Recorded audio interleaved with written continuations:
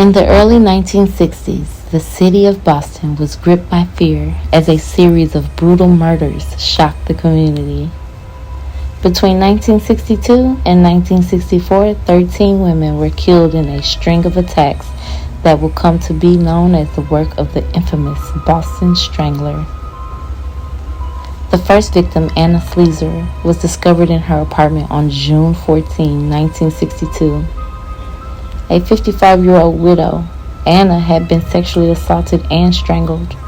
Her murder marked the beginning of the terrifying pattern that would unfold over the next 2 years. As the bodies of other women began to surface, each with similar signs of assault and strangulation, the city was thrown into a state of panic. The victims varied in age and background, but they shared a tragic fate. Many were elderly women living alone, making them particularly vulnerable. As the murders continued, the media sensationalized the story, dubbing the unknown killer the Boston Strangler.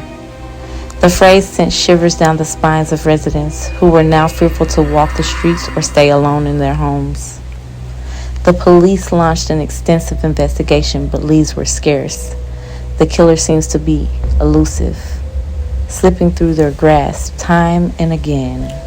As public fear grew, so did the pressure of law enforcement to capture the strangler. The city was on edge, and the fear of the unknown loomed large. In 1963, the investigation took a significant turn when Albert Del Salvo, a man with a troubled past, was arrested for a series of unrelated crimes. While in custody, he began to boast about having committed the murders of the Boston Strangler. Initially, investigators were skeptical, but as Del Salvo provided details about the crimes that only the killer would know, they began to take him seriously. In 1964, Del Salvo was formally charged with the murders, claiming he acted alone. However, there were inconsistencies in his confessions, and doubts about his guilt lingered. Some believed that he may have been a scapegoat, while others argued that he was indeed the killer. The complexities of the case deepened as discussions arose about the possibilities of multiple individuals being involved in the murders. Despite the controversy surrounding Del Salvo's confession, he was convicted of various crimes and sentenced to life in prison. In 1973, he was found murdered in his cell, leaving many questions unanswered.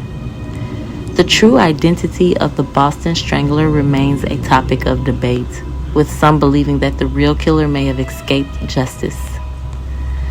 The legacy of the Boston Strangler continues to haunt Boston, a grim reminder of the dark period in the city's history. The case raised important questions about criminal justice, mental health, and the nature of evil. Over the years, numerous books, films, and documentaries have explored the chilling narrative of the Boston Strangler, ensuring that the story remains etched in the annals of true crime lore. If you enjoyed listening to this true story, make sure to give it a thumbs up, share your thoughts in the comments, and hit the subscribe button for more captivating tales.